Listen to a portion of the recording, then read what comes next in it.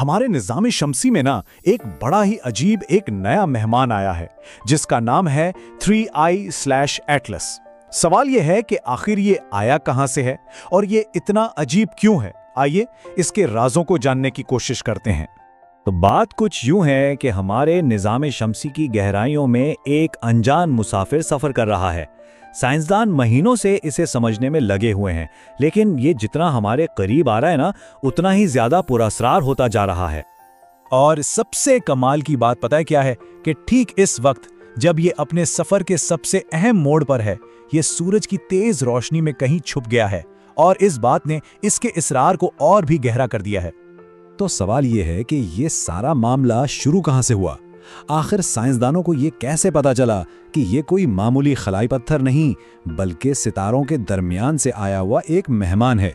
अच्छा, तो इसे सबसे पहले देखा एटलस नामी एक टेलीस्कोप सिस्टम ने, जिसका काम ही आसमान में घूमती हुई चीजों पर नजर रखना है।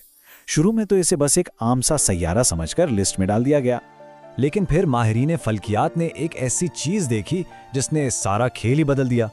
आखिर वो क्या चीज थी जिसने इस आम से दिखने वाले पत्थर को इतना खास बना दिया? अच्छा, इसको समझने के लिए ना पहले जरा रफ्तार को देखते हैं। हमारी अपनी जमीन सूरज के गिर्द तकरीबन 30 किलोमीटर फी सेकंड की स्पीड से घूमती है, और जो सैयारे सूरज के ज्यादा करीब होते हैं उन्हें सूरज की कशिश से बचने के लिए और भी तेज चलना पड़ता है। जैसे अतारद जो 48 किलोमीटर फी सेकंड की रफ्तार से दौड़ रहा है। अब आइए जरा 3I/Atlas पर। जब इसे मुश्तरी के पास देखा गया ना, तो यह 58 किलोमीटर फी सेकंड की नाकाबिले यकीन रफ्तार से सफर कर रहा था। इतनी दूर, इतनी तेज रफ्तार, ये तो हमारे निज़ाम शमसी के उसूलों के बिल्कुल खिलाफ था। इस बेतहाशा रफ्तार का सीधा सीधा एक ही मतलब था कि ये एक हाइपरबोलिक ट्रैजेक्टरी पर है, यानी फरार के रास्ते पर। ये इतनी तेजी से जा रहा था कि हमारे सूरज की कशिश इसे कभी भी अपने मदार में कैद नहीं कर सकती थी। मतलब ये सिर्फ यहां से गुजर रहा था, रुकने नहीं आया था, और इसे वापस सितारों के दरमियान ही जाना था। अच्छा, ये कोई पहली बार नहीं हुआ कि हमारे निज़ाम शमसी में कोई बाहर से मेहमान आया हो, लेकिन जब हम इसका मवाजना उससे पहले आए उम्ममुआ और बोरिसोव से करते हैं ना, तो 3I/Atlas की कहानी और भी अजीब लगती है। जरा इन आदाद शुमार को देखें तो पूरी कहानी खुद ही समझ आ जाती है। 3I/Atlas न सिर्फ साइज में बहुत बड़ा है, 5 किलोमीटर से भी ज्यादा चौड़ा, बल्कि इसकी रफ्तार भी ओमुआमुआ और बोरिसोव से तकरीबन दुगनी है। ये वाकई एक कायनाती तेज रफ्तार देव है। लेकिन सबसे ज्यादा हैरानकुन चीज इसका रास्ता है। पिछले दोनों मेहमान सामने से आए थे, लेकिन 3I/Atlas ने हमारे निज़ाम शमसी पर साइड से हमला किया है, बिल्कुल एक डी बोन तसादुम की तरह। ऐसा रास्ता, ये एक बहुत ही नाकाबिले यकीन इत्तेफाक है। और यहां से 3I/Atlas की कहानी और भी ज्यादा अजीब और पुरअसरार होती चली जाती है। इसकी रफ्तार और रास्ते के अलावा इसका रवैया भी साइंसदानों के लिए एक बहुत बड़ी पहेली बन गया। सबसे पहला सवाल तो ये उठा कि इसके गिर्द गैस और धूल का बादल, जिसे कोमा कहते हैं, वो इतनी जल्दी क्यों बनने लगा। ये तो अभी मुश्तरी के मदार से भी बाहर था, जहां इतनी ठंडक होती है कि आम दमदार सितारे बिल्कुल जमे रहते हैं। तो उसका जवाब मिला उसकी बनावट में।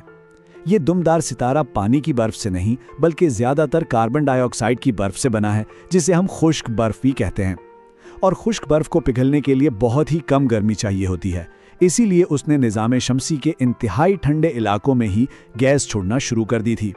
और ये तो सिर्फ शुरुआत थी, अजीब बातों की लिस्ट तो बहुत लंबी है। इससे जो रोशनी टकराकर वापस आ रही थी, उसका जाविया इतना अजीब था जो पहले कभी नहीं देखा गया। फिर जैसे ये मर्रीख के करीब पहुंचा, उसने अचानक पानी का एक बहुत बड़ा फव्वारा छोड़ दिया। शुरू में इसमें सिर्फ निकल धात मिली, लोहा था ही नहीं, जो बाद में पुरअसरार तौर पर कहीं से आ गया। और सबसे हैरानकुन बात, उसकी पहली दुम सूरज से दूर जाने के बजाय सीधा सूरज की तरफ थी। ये कैसे हो सकता है? तो अब जबकि ये सूरज के पीछे है, सवाल ये है कि आगे क्या होगा, और क्या हमारे पास इस पुरअसरार मेहमान को मजीद जानने के मौके बाकी हैं? तो ये है इसका आखिरी शेड्यूल। अक्टूबर में ये सूरज के सबसे करीब से गुजरेगा।